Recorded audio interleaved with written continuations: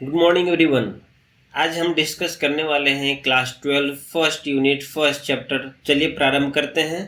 सबसे पहले electrostatics, first unit में इलेक्ट्रोस्टैटिक्स आता है। इलेक्ट्रोस्टैटिक्स का सिलेबस क्या है, इसमें कौन कौन से टॉपिक पढ़ने हैं वो डिस्कस करते हैं। तो इलेक्ट्रोस्टैटिक्स में आपको पढ़ाई करना है electric charge, body charging process क्या है, किसी बॉडी को आप कैसे चार्ज करोगे, किसी बॉडी अगर न्यूट्रल बॉडी है उसमें चार्जिंग करने का कौन कौन से मेथड्स हैं। प्रॉपर्टी ऑफ चार्ज बहुत इंपॉर्टेंट है, यहाँ से आपका बिहार बोर्ड से क्वेश्चन आ जाता है। प्रॉपर्टी ऑफ चार्ज ये डिस्कस करेंगे। कूलम्ब्स लॉ डिस्कस करेंगे और कूलम्ब्स लॉ वेक्टर फॉर्म ये भी पूछा गया है last year. Unit of charges, relative permittivity, dielectric constant ये भी आपको पढ़ना। कंटिन्यूअस चार्ज सिस्टम क्या है डिस्कस करेंगे। तो चलिए हम लोग स्टार्ट करते हैं। सबसे पहला पॉइंट तो यही है कि इलेक्ट्रोस्टैटिक्स क्या होता है। आप सभी को अगर कोई पूछ दे कि what is you mean by electrostatics तो क्या बताएंगे। इलेक्ट्रोस्टैटिक्स टॉपिक को समझिए। जब भी कोई टॉपिक पढ़ते हैं तो उस वर्ड से मतलब निकालिए कि इसका मतलब क्या हो सकता है। इलेक्ट्रोस्टैटिक्स, देखिए दो वर्ड यहाँ मिल रहा होगा। इलेक्ट्रोस्टैटिक्स में दो वर्ड मिल रहा है, एक इलेक्ट्रो हो गया और एक स्टैटिक्स हो गया। तो इलेक्ट्रो मीन्स क्या होता है, इलेक्ट्रो मीन्स होता है चार्ज और स्टैटिक्स मीन्स क्या होता है स्थिर, रेस्ट कंडीशन। तो इलेक्ट्रो मतलब charge, rest, charge rest, rest charge क्या आ रहा है, रेस्ट चार्ज आ रहा है। इसका मतलब क्या, इलेक्ट्रोस्टैटिक्स में हम लोग क्या पढ़ने वाले हैं, रेस्ट चार्ज के बारे में ही पढ़ने वाले हैं। तो हम क्या बोल सकते हैं इलेक्ट्रोस्टैटिक्स के बारे में, ये फिजिक्स का वो ब्रांच होने वाला है जिसमें हम लोग क्या पढ़ने वाले हैं, रेस्ट चार्ज। तो हम बोलेंगे it is the branch of physics in which we study about the rest charge, branch of physics in which we deals with properties of rest charge. मतलब चार्ज मूव नहीं कर रहा होगा, हालांकि मूव कर सकता है विदाउट एक्सटर्नल एजेंट, तो उसको बाद में डिस्कस करेंगे। तो जैसे मार्कर है, मार्कर में अगर हम 2 कूलम चार्ज डाल दिए, चार्ज का यूनिट सब बताएंगे। मार्कर में कुछ चार्जेज डाल दिए तो इस चार्ज का क्या इफेक्ट आसपास में हो सकता है, क्या जनरेट करता है, इन सबों को पढ़ेंगे। और ये जो जनरेट करता है वो कहलाता है इलेक्ट्रिक फील्ड। तो ये सारा डिस्कस करेंगे। जैसे सबका फील्ड होता है, आपका फील्ड है, एक कोई एक्टर है, कोई पॉलिटिशियन है तो उसका फील्ड है। अब बताइए, हम अपने एक्टर को, सलमान खान होता है, वो कभी जाता है विदेश में तो उसका फैन फॉलोइंग नहीं के बराबर होता है। क्यों? क्योंकि उनका वहाँ पर फॉलोवर्स नहीं है, वहाँ फील्ड नहीं है, जबकि हमारे यहाँ उसका बहुत फील्ड है। तो फॉलोवर्स, उसी को समझिए इलेक्ट्रिक फील्ड, वो सब पढ़ेंगे यहाँ पे। इलेक्ट्रोस्टैटिक्स विज्ञान की वह शाखा जिसके अंतर्गत हम लोग स्थिर आवेश और उनके गुणों को पढ़ते हैं, ये कहलाता है इलेक्ट्रोस्टैटिक्स। नेक्स्ट जो है वो चार्ज। अब यहाँ पर आप जब टॉपिक में ही पढ़े कि रेस्ट चार्ज का स्टडी करेंगे तो चार्ज के बारे में तो सीखना पड़ेगा भाई, कि चार्ज क्या होता है, कैसे जनरेट करते हैं। तो चार्ज आप समझो, जितना भी मैटर है, ये मेरे पास पेन है, ये मैटर है। मैटर किससे बनता है आपको पता है, मैटर क्या किससे बनता है, परमाणु और अणु से बनता है। परमाणु और अणु से ही मैटर बनता है, परमाणु या अणु, इन दोनों चीज से मैटर बनता है, एटम या मॉलिक्यूल। अब एटम मॉलिक्यूल से जब बनता है एटम मॉलिक्यूल, तो अब बताओ, पहला क्वेश्चन तो ये हो गया कि एटम मॉलिक्यूल किससे बनेगा। कोई भी एटम बनता है इलेक्ट्रॉन, प्रोटॉन और न्यूट्रॉन से, इन्हीं तीनों चीज से तो एटम बनता है। मॉलिक्यूल भी यही है, कंपोजिशन ऑफ एटम्स मॉलिक्यूल कहलाता है। तो इलेक्ट्रॉन, प्रोटॉन और न्यूट्रॉन से बनता है, यही तो चार्ज है। इलेक्ट्रॉन प्रोटॉन क्या है, ये चार्ज है। इलेक्ट्रॉन पे चार्ज होता है। तो जैसे किसी पदार्थ में मास होता है, जैसे इसमें मास है, तो जहाँ मास होगा समझो वहाँ चार्ज है, जहाँ मास है वहाँ पर चार्ज है। एक्सेप्शन भी है न्यूट्रॉन, न्यूट्रॉन में मास होता है लेकिन चार्ज नहीं, तो अभी इसको इग्नोर करते हैं। तो जो भी चीज़ देखते हैं मटेरियल, मटेरियल मतलब वहाँ पर चार्ज है। अब सब चार्ज अनुभव कर पाता नहीं है, कुछ चार्जेज को हम फील कर पाते हैं, जैसे इलेक्ट्रिसिटी में आप टच करते हो तो करंट मारता है, लेकिन सब में तो फील नहीं कर पाते हैं। क्यों? क्योंकि यहाँ पर इलेक्ट्रॉन जितना होगा उतना ही प्रोटॉन होगा। जब इलेक्ट्रॉन और प्रोटॉन बराबर हो तो न्यूट्रल बॉडी हो जाता है और उसको हम फील नहीं कर पाते हैं। तो इस कारण से न्यूट्रल बॉडी हम देखेंगे आगे चल के। तो ये है चार्ज। तो चार्ज के बारे में समझ गए कि हर ऑब्जेक्ट में चार्ज है, हमारे फिंगर में चार्ज है तो है चार्ज, आपके बॉडी में चार्ज है, सब कुछ चार्ज, जैसे मास वैसे चार्ज। तो चार्ज क्या होता है, charge the property of matter by which it produces और एक्सपीरियंसेस इलेक्ट्रिक और मैग्नेटिक इफेक्ट। चार्ज क्या होता है, किसी मटेरियल का प्रॉपर्टी होता है जिसके कारण वो इलेक्ट्रिक और मैग्नेटिक इफेक्ट को या तो प्रोड्यूस करे या अनुभव करे, क्या कहलाता है? चार्ज। ऐसे भी बोल सकते हैं charge the property of matter by which it experiences electric force, electrostatic force when it is kept in electric field. जब किसी इलेक्ट्रिक फील्ड में चार्ज को रखते हैं तो इलेक्ट्रिक फोर्स एक्सपीरियंस करता है। नेक्स्ट, तो चार्ज समझो जितना बॉडी है, मास, जैसे आपके बॉडी में मास है सेम चार्ज होता है, तो जिसको फील नहीं कर पाते हैं लेकिन चार्ज होता है। नेक्स्ट बात जो आपको समझना है, बहुत इंपॉर्टेंट, यूनिट क्या होता है चार्ज का। तो चार्ज का यूनिट सबसे पहले हम डिस्कस करेंगे एसआई यूनिट के बारे में कि एसआई यूनिट क्या होता है चार्ज का। तो चार्ज का एसआई यूनिट सबको याद होगा, कूलम होता है, जिसको हम सी से रिप्रेजेंट करते हैं, coulomb. Coulomb SI unit charge का। जैसे कोई बोले कि एक बॉडी पे चार्ज है, एक बॉडी पे चार्ज कितना है? 2 कूलम का, तो यहाँ पर कूलम लगाएंगे, केजी नहीं लगाएंगे। चार्ज में केजी नहीं, कूलम। जैसे मास में आप क्या लगाते हैं? मास बराबर 4 किलोग्राम लगाते हैं ना, क्योंकि मास का जो यूनिट है वो किलोग्राम है। तो सबका अपना अपना यूनिट होता है, उसी हिसाब से चार्ज कहीं लिखना हो तो कूलम में ही लिखेंगे। सेकेंड, इसका जो यूनिट होता है सीजीएस, वो होता है CGS unit stat coulomb. Stat coulomb, stat coulomb को हम ESU भी लिखते हैं, electrostatic unit, stat coulomb ESU। अब आपको जो पूछेगा इम्पोर्टेंट यहाँ पर ये है कि एक कूलम में कितने स्टैट कूलम होते हैं, एक कूलम में कितने स्टैट कूलम होते हैं, बहुत इंपॉर्टेंट। 2.99 गुना 10 के पावर 9 ESU। एक कूलम बराबर 2.99 गुना 10 के पावर 9 इलेक्ट्रोस्टैटिक यूनिट, बहुत इंपॉर्टेंट। कहीं कहीं ऐसे भी लिखा रहता है 3 गुना 10 के पावर 9, तो आप देख लीजिएगा ऑप्शन में क्या दिया हुआ है। तो 1 कूलम बराबर 2.99 गुना 10 के पावर 9 इलेक्ट्रोस्टैटिक यूनिट। अब अगला जो इम्पोर्टेंट पॉइंट है, इसका डायमेंशनल फॉर्मूला क्या होगा चार्ज का। तो चार्ज बराबर क्या होता है? करंट गुना टाइम। चार्ज बराबर करंट गुना टाइम। अब चार्ज का डायमेंशनल फॉर्मूला के लिए करंट गुना टाइम जब हम बता रहे हैं, तो करंट तो फंडामेंटल क्वांटिटी उसका A, टाइम भी फंडामेंटल क्वांटिटी T, तो चार्ज का डायमेंशनल फॉर्मूला क्या हो जाएगा? AT। हालांकि कहीं कहीं ऐसे भी लिखा रह सकता है m के पावर 0, l के पावर 0, t के पावर 1, a के पावर 1। तो देख लेना, जहाँ पर जो रिक्वायरमेंट नहीं उसमें 0 लगा देते हैं। तो ये हो गया चार्ज का डायमेंशनल फॉर्मूला।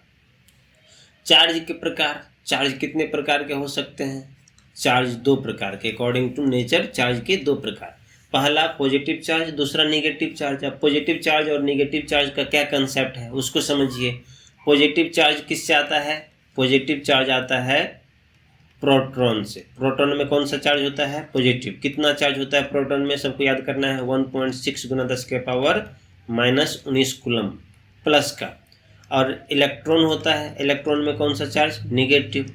इलेक्ट्रॉन में कितना निगेटिव चार्ज होता है इसको भी याद कर लीजिए, माइनस का 1.6 गुना 10 के पावर -19 कूलम। देखो इन दोनों को देखो, प्रोटॉन, किसी बॉडी में अगर एक प्रोटॉन है और एक इलेक्ट्रॉन है तो क्या होगा?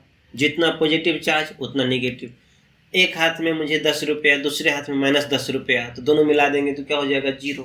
तो अगर किसी बॉडी में एक पॉजिटिव चार्ज है, दूसरे में एक नेगेटिव चार्ज है, तो इसका मतलब दोनों मिला देंगे तो क्या हो जाएगा? 0। तो अगर किसी बॉडी में एक प्रोटॉन और एक इलेक्ट्रॉन हो तो उस पर कुल चार्ज क्या हो जाएगा? 0। देखो प्रोटॉन पे प्लस दिस, इलेक्ट्रॉन में माइनस दिस, तो कुल मिला के कितना चार्ज है? 0। तो इसीलिए हम बोलते हैं अगर एक प्रोटॉन एक इलेक्ट्रॉन है तो चार्ज कितना? 0।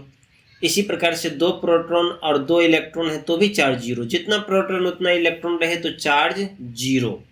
अब 0 चार्ज को क्या बोलेंगे? न्यूट्रल बॉडी बोलेंगे। जब किसी बॉडी पे नेट चार्ज 0 हो, मतलब जितना प्रोटॉन उतना इलेक्ट्रॉन, तो क्या कहलाएगा? बॉडी न्यूट्रल कहलाएगा। तो यहाँ पर बॉडी 3 प्रकार के हम देख लेते हैं। यहाँ पर सबसे पहले नेचुरल नहीं, न्यूट्रल है ये न्यूट्रल बॉडी। न्यूट्रल बॉडी किसको बोलेंगे? जब किसी बॉडी में जितना प्रोटॉन की संख्या हो उतना ही इलेक्ट्रॉन की संख्या हो, मतलब जितना प्लस चार्ज उतना ही माइनस चार्ज, तो कुल चार्ज इसमें क्या हो जाएगा? 0। ऐसे बॉडी को हम बोलते हैं न्यूट्रल बॉडी, पॉजिटिवली चार्ज।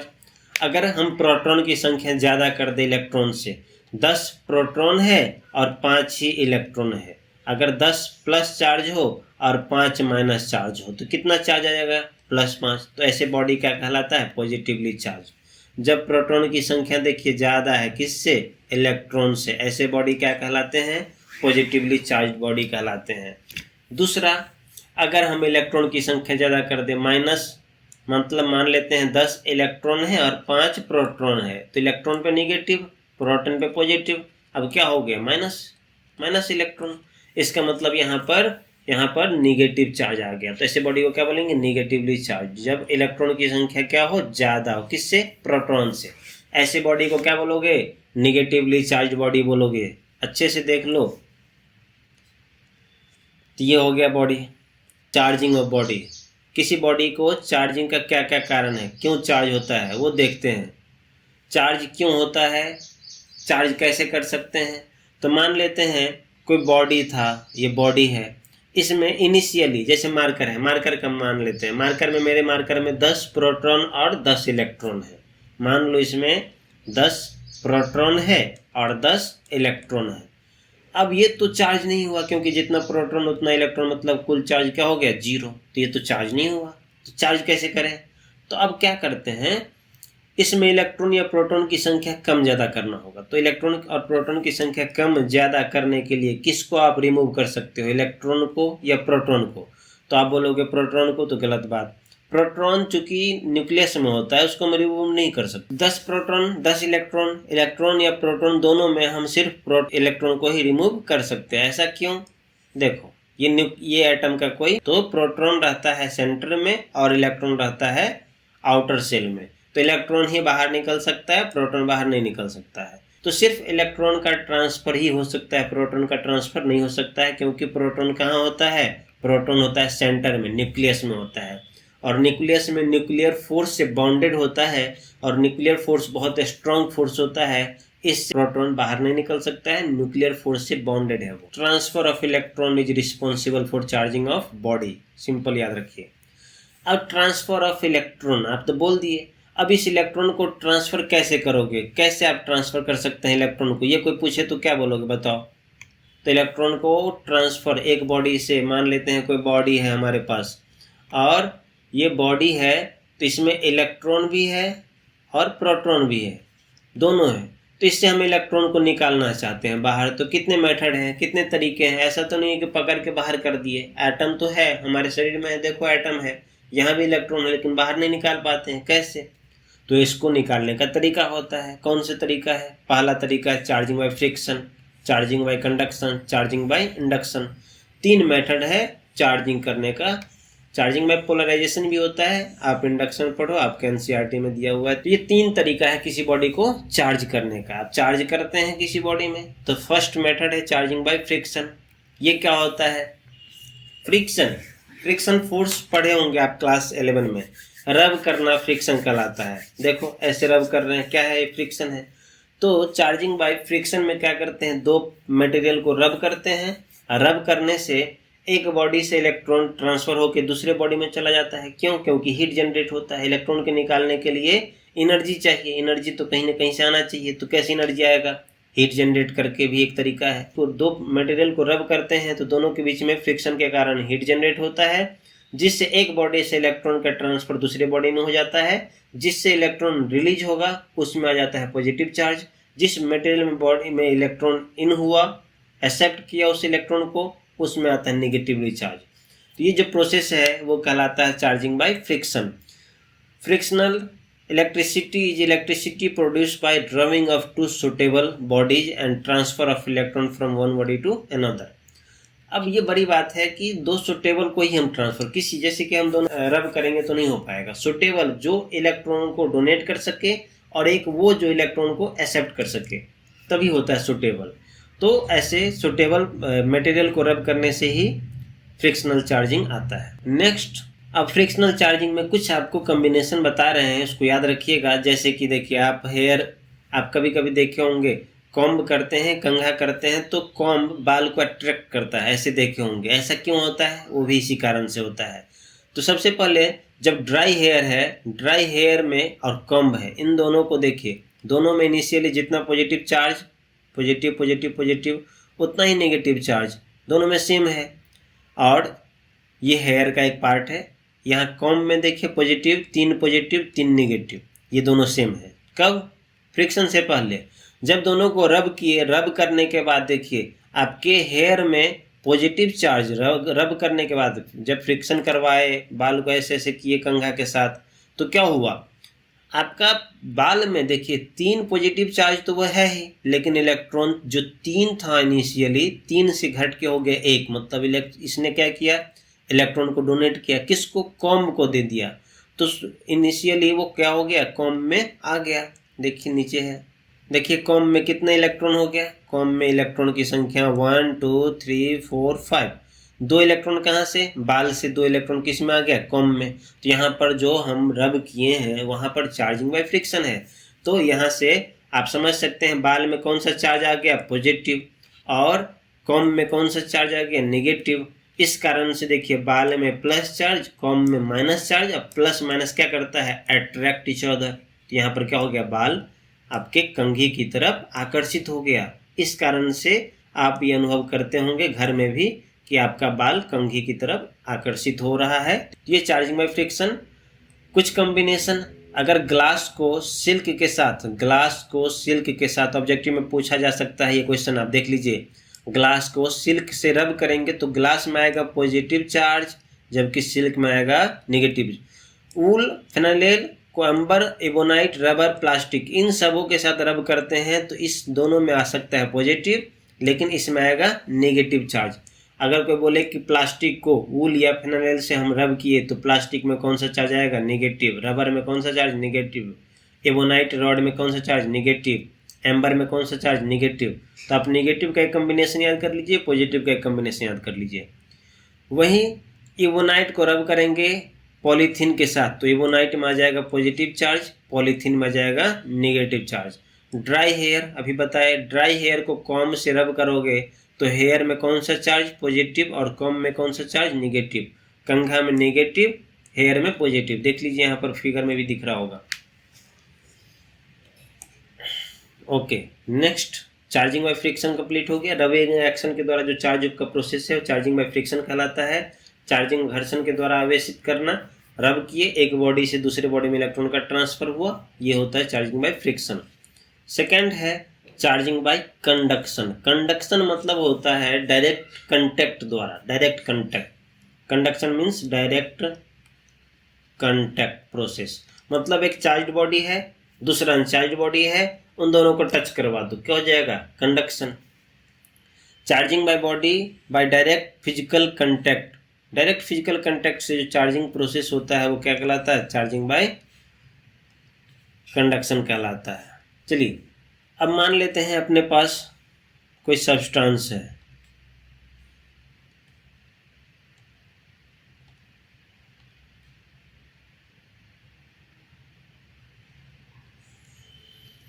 ये दो बॉडी है, एक बॉडी में बहुत सारा पॉजिटिव चार्ज है, हमने किसी तरीके से लाया है पॉजिटिव चार्ज, फ्रिक्शन है, कंडक्शन है, इंडक्शन है, किसी तरीके से बहुत सारा पॉजिटिव चार्ज हमने इसमें ले आया। और ये है न्यूट्रल बॉडी, मतलब इसमें जितना पॉजिटिव उतना नेगेटिव बराबर है, मतलब ये न्यूट्रल बॉडी है, अनचार्ज्ड बॉडी है। अब हम एक केबल लिए, कोई तार लिए, कंडक्टर लिए, और उस तार से क्या किए, और इसको हम डायरेक्टली ऐसे कनेक्ट कर दिए। क्या है? कंडक्टर है। कंडक्टर क्या होता है? जिससे होकर इलेक्ट्रिसिटी या चार्ज का फ्लो हो सके। तो क्या होगा? आप तो जानते हैं कंसंट्रेशन डिफरेंस के कारण इलेक्ट्रॉन या कोई भी मटेरियल का ट्रांसफ़र होता है। मान लेते हैं यहाँ पर बहुत सारा पॉजिटिव चार्ज है, इसमें कुछ भी पॉजिटिव चार्ज नहीं है, तो क्या होगा? यहाँ पर पॉजिटिव चार्ज का ट्रांसफ़र होगा और कुछ पॉजिटिव चार्ज इसमें आ जाएगा। तो अब इनिशियली ये क्या था? न्यूट्रल था, इसमें कोई चार्ज नहीं था। अब क्या हो गया? इसमें चार्ज आ गया, तो क्या बोलेंगे हम? चार्जिंग हुआ कि नहीं हुआ? कैसे हुआ? Direct contact. डायरेक्ट कंटैक्ट मतलब कंडक्टर के द्वारा डायरेक्ट टच भी करवा सकते हैं। चार्ज बॉडी है, ये अनचार्ज बॉडी है, टच करवा दिए, ट्रांसफ़र हो गया। लेकिन क्या ये ट्रांसफ़र किसी भी मटेरियल में हो सकता है? नहीं। जो बैड कंडक्टर है, जो इंसुलेटर है, जो कुचालक है, उसमें ऐसा नहीं हो पाएगा। सिर्फ सुचालक में होगा, इसलिए कंडक्टर के लिए वैलिड होता है। तो ये चार्जिंग बाय मेथड है कंडक्टर का। अब एक क्वेश्चन है कि इसमें इलेक्ट्रॉन का ट्रांसफर कब तक होगा? क्या हमेशा ट्रांसफर होता रहेगा? नहीं, ट्रांसफर तब तक होगा जब तक इन दोनों का पोटेंशियल सेम ना हो जाए। पोटेंशियल पढ़ाएंगे आगे, वोल्टेज, बैटरी का जो वोल्ट होता है ना, वो वोल्ट। इन दोनों के बीच इलेक्ट्रॉन का ट्रांसफर तब तक होगा जब तक कि दोनों का वोल्टेज सेम ना हो जाए। ओके, तो वही पॉइंट लिखा हुआ, charge flow from one body to another until both have same potential. Okay, charging by induction क्या होता है? ये induction without contact process, charging का वो मेथड जिसमें हम बिना कंटैक्ट किए बॉडी चार्ज कर दें, वो चार्जिंग बाय इंडक्शन प्रोसेस होता है। ऐसा कैसे होता है हम देखते हैं जरा। अब दो सब्सटेंस लाए, मान लेते हैं सेम, ये न्यूट्रल बॉडी है और ये चार्ज बॉडी है, खूब बहुत सारा चार्ज है इसमें। अब क्या होगा बताते हैं। देखो, जब भी इस चार्ज बॉडी को इसके नज़दीक लेके जाएंगे, इसको जैसे हम नज़दीक लेके गए, देखो जब इन चार्ज बॉडी को, ये हमारे पास चार्ज बॉडी था, इसमें बहुत सारा पॉजिटिव चार्ज है। अब चार्ज बॉडी को जब हम न्यूट्रल बॉडी के पास लाए तो पॉजिटिव है, इसमें नेगेटिव है। क्या होगा? ये पॉजिटिव, ये नेगेटिव, नेगेटिव को क्या करेगा? अट्रैक्ट करेगा कि नहीं करेगा? बताओ, तुम लोग बताओ, फटाफट बताओ। पॉजिटिव नेगेटिव अट्रैक्ट करेगा। तो ये जितने भी इलेक्ट्रॉन है इससे अट्रैक्ट होके सारे इलेक्ट्रॉन इस साइड आ जाएगा, इस साइड आ जाएगा। और पॉजिटिव चार्ज किधर चला जाएगा? पॉजिटिव इस साइड आ जाएगा। पॉजिटिव तो मूवमेंट नहीं होता है, लेकिन यहाँ इलेक्ट्रॉन का कंसंट्रेशन ज़्यादा हो जाएगा। बॉडी में क्या हो गया? इस बॉडी में इस साइड आ जाएगा नेगेटिव चार्ज और पॉजिटिव जहाँ था वहाँ रहेगा ही। अब बताओ, अब किसी तरीके से इस इलेक्ट्रॉन को बाहर निकाल ले तो इसमें क्या बच जाएगा? पॉजिटिव बच जाएगा। तो क्या हमने इस बॉडी को इसमें कंटैक्ट करवाया? नहीं करवाया। बिना कंटैक्ट किए ये क्या करता है? बॉडी को चार्ज कर देता है। अगला एग्जांपल देखते हैं। मैं एक एग्जांपल आपके लिए निकाल रहा हूँ। देखो, चार्जिंग बाय इंडक्शन का एक एग्जांपल मैं दिखा रहा हूँ यहाँ पे। देखिए, हमारे पास दो बॉडी है, एक ए दूसरा बी। इनिशियली दोनों न्यूट्रल है, मतलब कोई चार्ज नहीं है। कोई चार्ज कहने का मतलब क्या, इसमें जितना प्लस चार्ज है उतना नेगेटिव चार्ज है। तो ये दोनों बॉडी है। डायग्राम फर्स्ट में देखिए, ए और बी दो बॉडी है। अब हमने क्या किया, दोनों बॉडी है तो इसके बगल में यहाँ पर एक चार्ज बॉडी को लेकर आए। सेकंड डायग्राम देखिए, डायग्राम बगल में एक चार्ज बॉडी को ए के बगल में लेकर आए, निगेटिवली चार्ज। तो क्या होगा? Negative negative repulsion. ये नेगेटिव है, अब ये नेगेटिव है, तो ए बॉल न्यूट्रल था तो यहाँ प्लस माइनस दोनों था। अब क्या होगा? जितना भी नेगेटिव नेगेटिव रिपल्सन है तो इस ए से सारे नेगेटिव चार्ज क्या होगा? दूर भागेगा। अब ये दोनों कांटेक्ट में है तो दूर भाग के यहाँ आ गया। देख लीजिए, यहाँ गया, ए में इलेक्ट्रॉन बीच में चला गया, ए से इलेक्ट्रॉन। अब क्या होगा बताओ? अब हम क्या करते हैं, इन दोनों को जो ए और बी कांटेक्ट में था उसको अलग कर लिए। ये दोनों चिपका हुआ था, बगल में एक चार्ज लेके आए बॉडी, तो क्या हो गया? इसके इलेक्ट्रॉन इस हाथ में आ गया बी डायग्राम में। सी में क्या किए? दोनों को अलग कर दिए। अब इसमें जो इलेक्ट्रॉन आ गया था और इसमें बच गया था प्रोटॉन, तो क्या होगा? अलग कर दिए। तो इसमें इलेक्ट्रॉन का तो रह गया, क्योंकि हम डायरेक्ट बी और ए दोनों, बी में नेगेटिव ए में पॉजिटिव, बॉल को हटा दिए। बॉल को हटा दिए तो क्या हो गया? देखिए, बी में जो नेगेटिव चार्ज यहाँ साइड था उसका प्रॉपर डिस्ट्रीब्यूशन हो गया, ए में भी चार्ज बच गया। ए में इलेक्ट्रॉन निकल गया इसलिए प्लस चार्ज आ गया, बी में कुछ इलेक्ट्रॉन ऐड हो गया इसलिए इसमें। तो आप देख सकते हो यहाँ पर चार्जिंग कर लिए, लेकिन क्या बॉल कभी भी कंटैक्ट हुआ? ए के साथ नहीं हुआ। ऐसे प्रोसेस को हम क्या बोलेंगे? चार्जिंग बाय इंडक्शन बोलेंगे। नेक्स्ट है गोल्ड लीफ इलेक्ट्रोस्कोप। क्या होता है? एनसीईआरटी में मेंशन किया है, समझिए गोल्ड लीफ एक्सपेरिमेंट क्या होता है। तो गोल्ड लीफ इलेक्ट्रोस्कोप एक ऐसा यंत्र है जिसके सहायता से हम लोग कोई बॉडी में चार्ज है या नहीं इसकी जांच कर सकते हैं। एक बात है, सबसे पहले तो ये समझिए कि क्या बॉडी में चार्ज है या नहीं इसकी जांच हम टच करके देख सकते हैं? नहीं कर सकते। अगर करेंगे तो आपको करंट लगेगा। मान लो मार्कर में ढेर सारा चार्ज कर दिए, 100 कूलम चार्ज डाल दिए और हम इसको टच कर लें तो क्या ये चार्ज हमारे बॉडी में जाएगा? हमारे बॉडी से क्या जाएगा? अर्थ को जाएगा और हमारा बॉडी कंडक्टर हो जाएगा। जब कंडक्टर हो जाएगा तो हमसे क्या होगा? हमें करंट का झटका लगेगा। तो डायरेक्टली टच करके हम किसी बॉडी को चार्ज है या नहीं ये तो जांच नहीं कर सकते, इसके लिए कोई इंस्ट्रूमेंट होना चाहिए। तो इसको हम बोलते हैं इलेक्ट्रोस्कोप। इलेक्ट्रोस्कोप क्या होता है? कुछ भी नहीं होता है, गोल्ड लीफ, लीफ मीन्स पत्ती, गोल्ड सोना, सोने की पत्ती। क्यों बनाते हैं सोने की पत्ती? क्योंकि हल्का होता है और छोटे से छोटे चार्ज को भी ये पता कर सकता है, इसका सेंसिटिविटी ज़्यादा होती है, इसलिए हम लोग गोल्ड लेते हैं। और गोल्ड क्यों लेते हैं? क्योंकि इससे हम बहुत पतला बना सकते हैं, जितना पतला चाहेंगे उतना इसको हम बना सकते हैं, इसलिए इसको लेते हैं।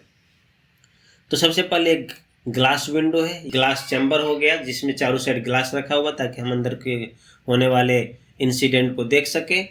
इसके बाद ग्लास विंडो है, इसमें एक मेटल रॉड लगा दिए, ये मेटल रॉड है और मेटल रॉड के नीचे में गोल्ड लीफ, मतलब दो गोल्ड ऐसे करके सोने की दो पतली पतली चादर बना के ऐसे लगा दिए। इससे हम एक रॉड निकाल दिए और रॉड निकाल के ऊपर में एक नॉब लगा दिए, यहाँ पर मेटल नॉब है जिससे हम चार्ज को इन कर सकते हैं, जिसमें हम चार्ज दे सकते हैं। अब सुनो ध्यान से, जब किसी बॉडी को हम टच करवाएंगे, जब किसी बॉडी को इसमें टच करवाए, कोई बॉडी है, मान लेते हैं चार्ज है नहीं है पता नहीं, अब इसमें जब टच करवाए तो क्या होगा? अब मान लो अब चार्ज नहीं है, तो चार्ज नहीं है तो कोई मूवमेंट नहीं होगा, हम जैसे था वैसे है।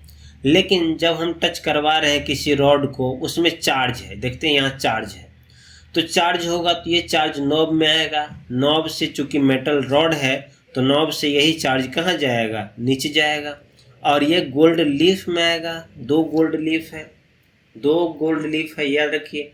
अब इसमें भी चार्ज आ गया, इसमें भी चार्ज आ गया। क्या दोनों में सेम नेचर के चार्ज हैं? दोनों में सेम है, जैसा ऊपर से डालेंगे वैसा ही आएगा। अब दोनों सेम है, मतलब मान लेते हैं पॉजिटिव चार्ज दिए थे, इसमें पॉजिटिव इसमें पॉजिटिव। अब पॉजिटिव चार्ज है दोनों में आ गया तो क्या दोनों रिपेल नहीं करेगा? मान लेते हैं ये अपना गोल्ड लीफ है, अब चार्ज नहीं था तो ऐसे था, जब दोनों में पॉजिटिव चार्ज आएगा तो दोनों के बीच क्या होगा? इसमें पॉजिटिव इसमें पॉजिटिव, तो रिपल्सन होगा, ऐसे भागा तो ऐसे हो जाएगा। इसका मतलब क्या? इसका मतलब जो बॉडी आप टच करवाए वो चार्ज है। अगर टच करवाने के बाद कोई मूवमेंट इसमें ना हो, इसका मतलब वो जो टच करवाए हैं वो अनचार्ज है। तो ये प्रोसेस होता है। यहाँ पर फिर से देखिए, यहाँ पर है चार्ज बॉडी, इसको हम कंटैक्ट करवाए नॉब के साथ, नॉब से चार्ज नीचे गया, नीचे के बाद जाने के बाद दोनों गोल्ड लीफ में गया, रिपल्सन हुआ, इसका मतलब जो हम कंटैक्ट करवाए वो चार्ज बॉडी है। ये तरीका है पता करने का। तो ये सिस्टम है गोल्ड लीफ, तो आप ऐसे समझ सकते हैं। नीचे लिख दिए हैं, when charge body touch the knob of electroscope charge flow from through the metal knob and same nature charge appears on both gold leaf due to repulsion leaf are diverged. Okay, next property of charge. Property of charge को हम लोग अलग video में करेंगे। तब तक के लिए धन्यवाद। Next video property of charge का होगा, बहुत इंपॉर्टेंट। जितने भी प्रॉपर्टी है हर एग्जाम में कम से कम 1-2 मार्क्स के क्वेश्चन इससे आते हैं। कौन कौन से क्वेश्चन आते हैं मैं बताता आपको अभी। ये तो ऑब्जेक्टिव में आ ही जाता है। आपका ऑब्जेक्टिव जो मैंने भेजा है उसमें ये लिखा होगा, स्केलर है, वेक्टर है, एडिटिव नेचर, ये भी इम्पोर्टेंट है। ये क्वेश्चन BSEB 2019-21 ये दोनों में पूछा हुआ है, ये बहुत इम्पोर्टेंट। एक और है conservative of charge, charge conserved, BSEB। इसमें पूछे जाने वाले प्रश्न में ये भी शामिल है, ये हमेशा आता है। दोनों क्वेश्चन आपके लिए बहुत इंपॉर्टेंट है। ये सारा का सारा डिस्कस करेंगे अगले लेक्चर में। फिर कूलम्ब्स लॉ पढ़ेंगे और कूलम्ब्स लॉ वेक्टर फॉर्म पढ़ेंगे। इसके बाद चार्ज डिस्ट्रीब्यूशन ऑब्जेक्टिव सब्जेक्टिव ये पूछता है। लीनियर चार्ज डेंसिटी का यूनिट क्या होता है, फॉर्मूला पूछता है। फिर सरफेस चार्ज डेंसिटी क्या होता है ये पूछता है। तो आपके लिए इम्पोर्टेंट होने वाला है। बने रहिए हमारे साथ। लाइक, सब्सक्राइब और शेयर जरूर कीजिए। कमेंट जरूर कीजिए कि क्या प्रॉब्लम लग रहा है। अगर किसी को वीडियो देखने में प्रॉब्लम है तो बताइएगा कि वीडियो में क्या दिक्कत आ रहा है। और आप व्हाट्सएप भी कर सकते हैं। व्हाट्सएप नंबर आपका 8825265746। इस पर व्हाट्सएप कीजिए, कोई इशू हो बताइए। और पीडीएफ इस वीडियो का और ऑब्जेक्टिव का दोनों ही आपको व्हाट्सएप पे टेलीग्राम पे मिल जाएगा। मैं पिन कर दूंगा टेलीग्राम चैनल अपने यूट्यूब लिंक में। Okay, thank you, all the best.